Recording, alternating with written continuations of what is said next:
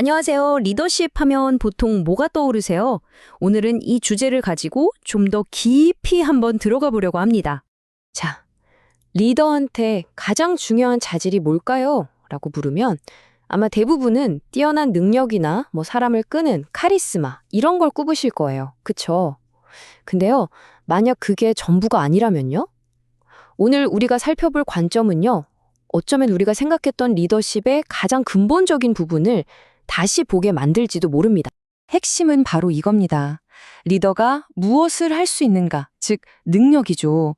그것보다 어떤 사람인가, 바로 성품이 훨씬 더 중요하다는 거예요. 이 관점에서 보면 이 성품이야말로 리더십을 떠받치는 가장 단단한 기초, 바로 그 자체인 셈이죠. 자, 그럼 이런 성품 중심 리더십이라는 개념, 이 청사진은 도대체 어디서 나온 걸까요? 그 근거를 찾아보니까요, 바로 디모데전서 3장이라는 고대 문헌에서 그 기준을 제시하고 있더라고요.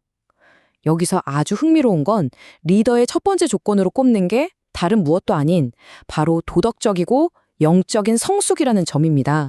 이 리더십 모델은요, 특정 공동체 안에서 공식적인 역할을 맡은 사람들, 그러니까 직분자라고 불리는 사람들에게 적용되는 건데요. 자, 그럼 이들에게 과연 어떤 기준이 요구되는지 지금부터 한번 자세히 들여다보겠습니다. 여기서 정말 주목해야 할 부분이 나옵니다.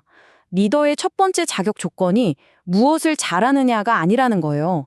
그게 아니라 책망할 것이 없는 상태, 다시 말해 흠잡을 데 없는 인격 그 자체를 요구하고 있다는 거죠. 어떤 행동보다도 그 사람의 됨됨이, 그 존재 자체가 먼저라는 겁니다. 정말 놀랍지 않나요? 원문을 보면요, 이게 그냥 뜬구름 잡는 얘기가 아니에요. 아주 구체적인 성품 목록이 쫙 나옵니다. 예를 들면 나그네를 잘 대접해야 한다, 돈을 밝히면 안 된다, 다투기를 좋아해서는 안 된다 같은 것들이죠. 자, 이런 덕목들이 왜 중요할까요?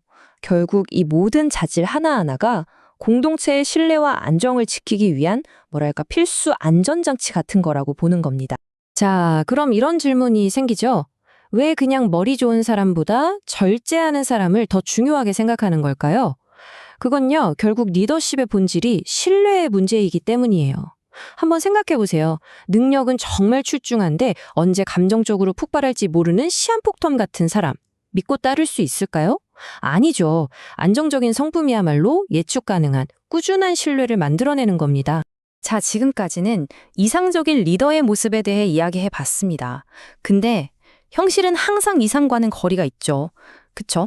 아무리 이렇게 높은 기준을 가지고 세운 리더라도 흔들리고 또 실패할 수 있습니다. 바로 그때 공동체는 어떻게 해야 할까요?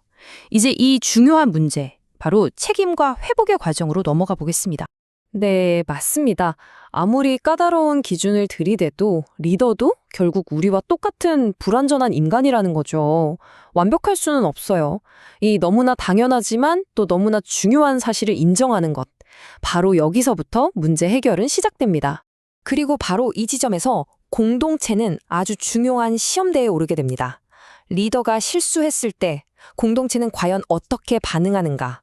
바로 그 반응 방식이야말로 그 공동체가 얼마나 건강하고 성숙한지를 그대로 보여주는 거울과도 같습니다.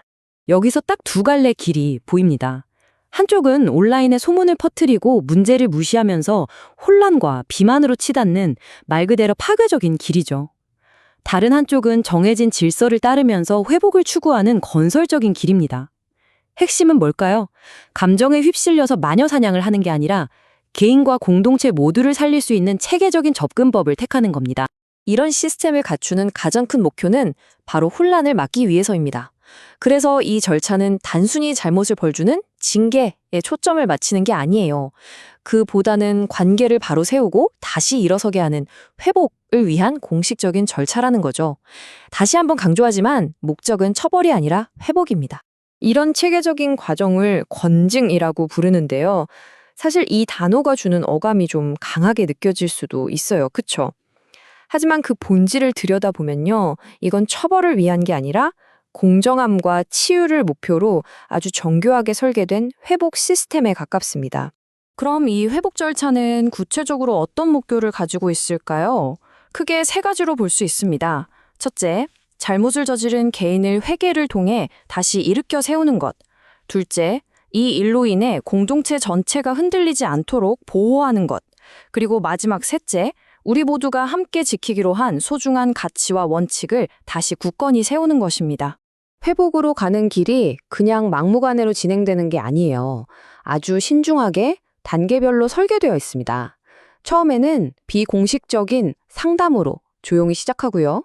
이게 잘 안 되면 그 다음에 견책, 그리고 정직으로 단계가 올라갑니다. 면직은 정말 최후의 수단인 거죠. 여기서 중요한 건 모든 단계마다 어떻게든 회복할 기회를 주려고 한다는 점입니다. 목적이 처벌이 아니라는 게 여기서도 드러나죠.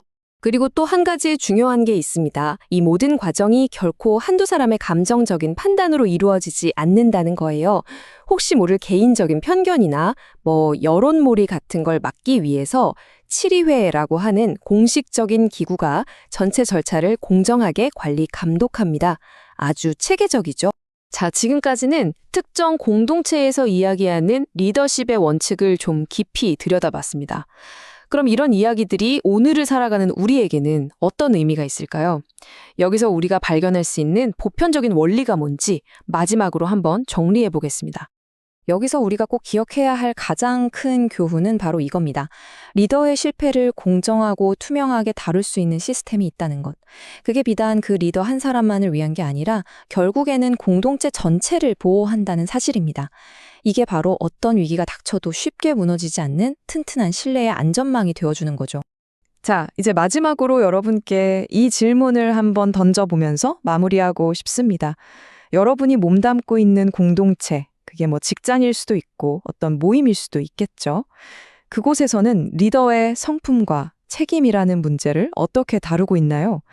어쩌면 리더를 세우는 기준, 그리고 그 리더가 실패했을 때 우리가 어떻게 반응하는지 바로 그 모습이야말로 우리 공동체의 미래를 결정짓는 가장 중요한 열쇠가 아닐까요?